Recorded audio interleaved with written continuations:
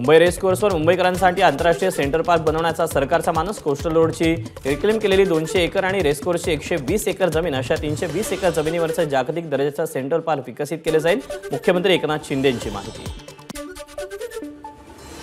मवियामध्ये कोणत्या मुद्द्यावर सहभागी व्हायचं या संदर्भात वंचितची आज रणनीती ठरणार। प्रकाश आंबेडकरांनी बोलावली वंचित बहुजन आघाडीच्या महत्त्वाच्या नेत्यांची ऑनलाईन बैठक।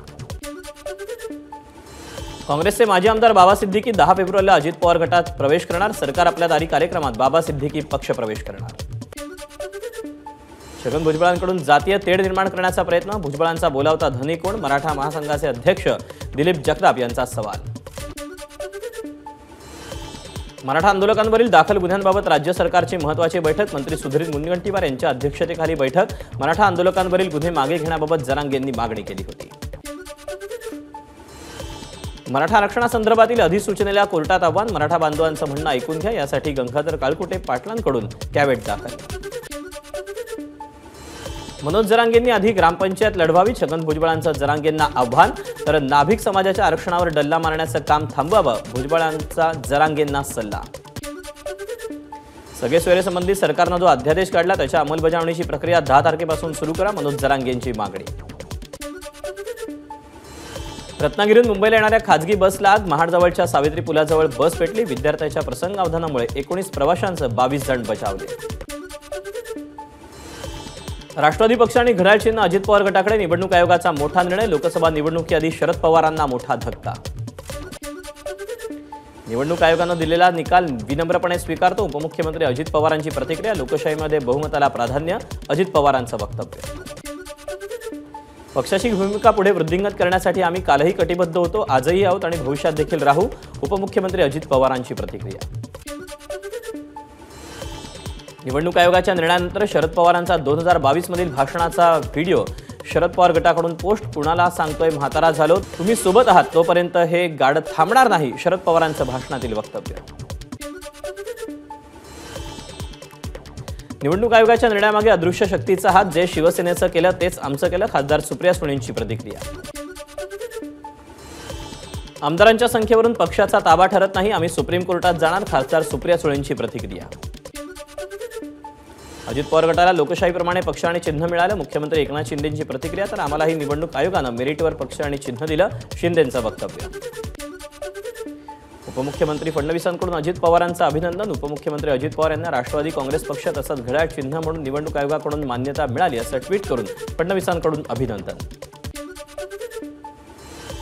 निवडणूक आयोगानं अजित पवारांच्या बाजूने निर्णय दिल्यानंतर नितेश राणेंची एक्स माध्यमावरून शरद पवारांवर खोचक टीका। व्हिडिओ प्रसारित करून एकच बॉस देवेंद्र फडणवीस असा उल्लेख। काकांचा पक्ष हिसकावणं सोपं पण स्वतःच्या बळावर स्वतःचा पक्ष उभा करणं म्हणजे राज ठाकरेंसारखा संघर्ष आणि संयम लागतो। मनसेचा अजित पवारांना टोला। निवडणूक आयोगाचा हा निर्णय धक्कादायक निकालाला आम्ही सर्वोच्च न्यायालयात आव्हान देणार। शरद पवार गटाचे नेते जयंत पाटलांची प्रतिक्रिया। घाबरण्याचं कारण नाही, पवार साहेब जिथे उभे राहतील तिथं पक्ष उभा राहील। शरद पवार म्हणजेच पक्ष, जयंत पाटलांची प्रतिक्रिया। महाराष्ट्रात गुन्हेगारांचं राजकारण सुरू। शरद पवार गटाचे नेते जयंत पाटलांची राज्य सरकारवर टीका। तर आमच्याकडे आमचे उमेदवार दुसऱ्या पक्षातून येणाऱ्यांना तिकीट देणार नाही, जयंत पाटलांची प्रतिक्रिया। जेव्हा शिंदे गटाला शिवसेनेचं चिन्ह आणि पक्ष दिलं तेव्हाच अजित पवार गटाच्या बाजूने निर्णय येईल हे अपेक्षित होतं। विरोधी पक्षनेते विजय वडेट्टीवार यांची प्रतिक्रिया। मोदी सरकारच्या आदेशानं प्रादेशिक पक्ष संपवण्याची सुरुवात। निवडणूक आयोगाच्या निर्णयानंतर नाना पटोलेंची टीका। वरच्या दबावाखाली निवडणूक आयोगानं निर्णय दिलाय पण ही एका अर्थानं लोकशाहीची हत्या। राष्ट्रवादीचे नेते अनिल देशमुखांची प्रतिक्रिया। निवडणूक आयोग खरोखर स्वतंत्र आणि निष्पक्ष आहे का? निवडणूक आयोगाच्या निर्णयानंतर आदित्य ठाकरेंचा सवाल। प्रादेशिक पक्षांनी राज्याच्या हितासाठी भांडू नये म्हणून पक्ष मोडीत काढण्याचं काम। शरद पवार गटाचे खासदार अमोल कोल्हेंची केंद्र सरकारवर टीका। राष्ट्रवादीच्या बाबतीत निवडणूक आयोगानं दिलेला निकाल अपेक्षित। ठाकरे गटाच्या नेत्या सुषमा अंधारेंची ही प्रतिक्रिया। सत्तेचा गैरवापर करून पक्ष आणि चिन्ह जरी बळकावलं असलं तरी पक्षाचा बाप आमच्यासोबत, आमदार रोहित पवारांचं वक्तव्य। निवडणूक आयोग कधीच बायस नसतं, निवडणूक आयोगाचा निर्णय सगळ्यांनी स्वीकारला पाहिजे, अजितदादांचं अभिनंदन। बावनकुळेंची प्रतिक्रिया। अजित पवारांकडे आमदार नसते तर निवडणूक आयोगाचा निर्णय वेगळा असता. मंत्री सुधीर मुनगंटीवारांची प्रतिक्रिया. पक्षामध्ये 7-12 नावावर नसतो मुनगंटीवारांचा शरद पवारांना टोला. घड्याळ आणि वेळ दोन्ही दादांचीच. निवडणूक आयोगाच्या निकालातून आमचा निर्णय योग्यच होता हे पुन्हा नियतीनं सिद्ध केलं. धनंजय मुंडेंची प्रतिक्रिया. निवडणूक आयोगाचा निर्णय अपेक्षित, मात्र हा शरद पवारांचा राजकीय गळा दाबण्याचा प्रयत्न. आमदार जितेंद्र आव्हाडांची अजित पवारांवर टीका. शरद पवार गटाकडे सुप्रीम कोर्टात जाण्याचा पर्याय. निवडणूक आयोगाला आज चिन्हाचा पर्याय सांगण्याची शक्यता. निवडणूक आयोगाच्या निर्णयाविरोधात सुप्रीम कोर्टात दाद मागणार. शरद पवार गटाचे आमदार सुनील भुसारा यांची प्रतिक्रिया. देवगिरीवरील बैठकीत अजित पवारांकडून सर्व नेत्यांचं आणि कार्यकर्त्यांचं अभिनंदन. निर्णयानंतर सर्वत्र जल्लोष करा, पक्ष संघटन आणि वाढीसाठी काम करा, अजित पवारांच्या सूचना. राष्ट्रवादी काँग्रेस ठाणे शहर जिल्हा मध्यवर्ती कार्यालयात राष्ट्रवादीचा जल्लोष. पक्षचिन्ह आणि निशाणी मिळाल्यानंतर आनंद परांजपेंसह कार्यकर्त्यांकडून जल्लोष. केंद्रीय राज्यमंत्री भागवत कराड यांनी घेतली उपमुख्यमंत्री अजित पवारांची भेट. निवडणूक आयोगाच्या निर्णयानंतर अजित पवारांना भागवत कराड यांच्याकडून शुभेच्छा. राष्ट्रवादी पक्ष आणि घड्याळ चिन्ह अजित पवार गटाकडे. हिंगोलीमध्ये अजित पवार गटाकडून जल्लोष, मिठाई भरवत आणि फटाके फोडून आनंद साजरा. निवडणूक आयोगाच्या निकालानंतर बीडमध्ये अजित पवार गटाचा जल्लोष, एकमेकांना पेढे वाटून आनंदोत्सव साजरा. येत्या निवडणुकीमध्ये मोठ्या उत्साहानं काम करणार, योगेश क्षीरसागर यांची प्रतिक्रिया. राष्ट्रवादी आमदार अपात्रता प्रकरणाचा निकाल 14 फेब्रुवारीला लागण्याची शक्यता. निकालाची प्रक्रिया अंतिम टप्प्यात, सूत्रांची माहिती. राज्यसभेसाठी मवियानं दुसरा उमेदवार दिल्यास भाजप चौथा उमेदवार देणार, सूत्रांची माहिती. मुख्यमंत्री शिंदे सतत गर्दीत असतात, सर्वसामान्य नागरिक देखील वर्षावर जातात, मग इतक्या किरकोळ गोष्टीचा बाऊ करणं बरोबर नाही. मंत्री दादा भुसेंचं विजय वडेट्टीवारांना प्रत्युत्तर. कोविड काळात सत्ताधारी बंगल्यात बसून होते तेव्हा आपले कार्यकर्ते रस्त्यावर उतरून काम करत होते. पुण्यातील कार्यक्रमात शर्मिला ठाकरे यांची उद्धव ठाकरेंवर नाव न घेता सडकून टीका. तुम्ही फक्त आम्ही केलेल्या कामाचं श्रेय लाटू शकता. तुमच्या विकासाची गॅरंटी मातोश्री 1 ते मातोश्री 2 या पलीकडे नाही हे जनतेला चांगलं ठाऊक. भाजपची उद्धव ठाकरेंवर सडकून टीका. कुठलाही व्यवसाय न करता उद्धव ठाकरेंनी 6 मजली घर कसं बांधलं, मंत्री उदय सामंत यांचा सवाल. संजय राऊतांना मुख्यमंत्री शिंदे आपल्यासोबत असताना साधू संत वाटायचे, आता ते गुंड वाटतात. गुलाबराव पाटलांचा राऊतांना टोला. हे गुंडांचं तडीपारांचं सरकार. तडीपार आणि गुंड फोटो छापत असतील तर हे नाविन्य नाही. काँग्रेस प्रदेशाध्यक्ष नाना पटोलेंची भाजपवर टीका.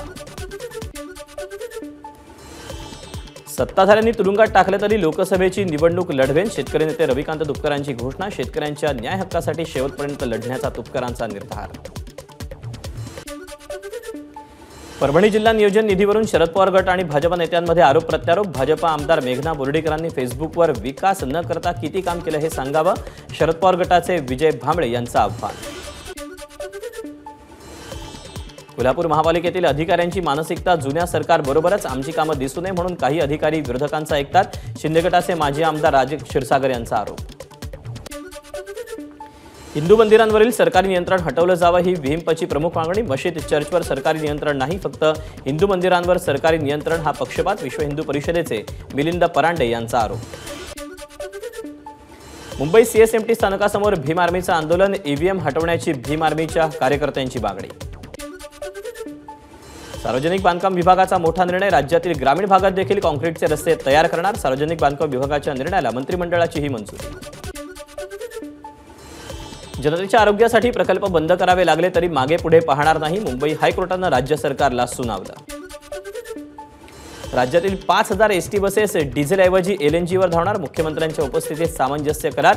महामंडळाची 234 कोटी रुपयांची बचत होणार.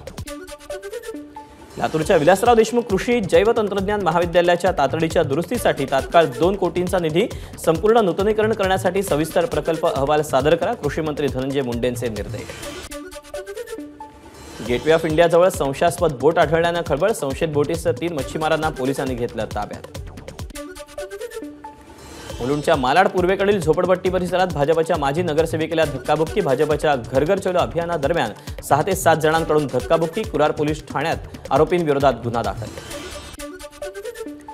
मुंबईमध्ये भायखळा रेल्वे स्टेशनवरून चोरी करून हल्ला करणाऱ्या आरोपींना पोलिसांकडून अटक. पोलीस कॉन्स्टेबल राहुल संजय जाधव यांनी आरोपींना रंगेहात पकडलं. मुंबईच्या विलेपार्लेतील ज्येष्ठ नाटककार माधवराव खाडीलकर यांचं निधन. लोकमान्य सेवा संघामध्ये त्यांच्या स्मरणार्थ शोकसभेचं आयोजन.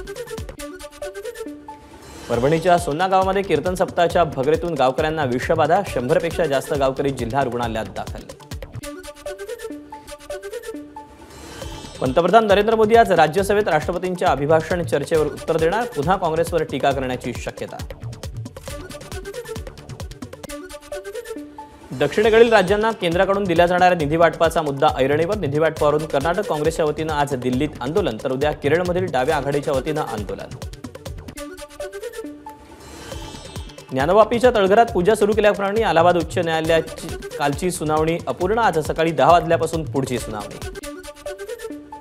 मध्य प्रदेशच्या हरदामध्ये लागलेल्या आगीची मुख्यमंत्री मोहन यादव यांच्याकडून दखल. मंत्रालयात अधिकाऱ्यांची बैठक घेत ग्रीन कॉरिडॉरबाबत दिल्या सूचना. मध्य चिलीमधील जंगलांमध्ये लागलेल्या वणव्यात 123 जणांचा मृत्यू, तर शेकडो लोक बेपत्ता. शुक्रवारी लागला होता वणवा. अध्यक्ष गॅब्रियल बोरेक यांनी दिली माहिती. भारताची अंडर-19 विश्वचषकाच्या अंतिम फेरीत धडक. भारताची यजमान दक्षिण आफ्रिकेवर 2 विकेट्सनी मात. बीडचा सचिन देस आणि उदय सहारनची 171 धावांची भागीदारी. एबीपी माझा, उघडा डोळे बघा नीट.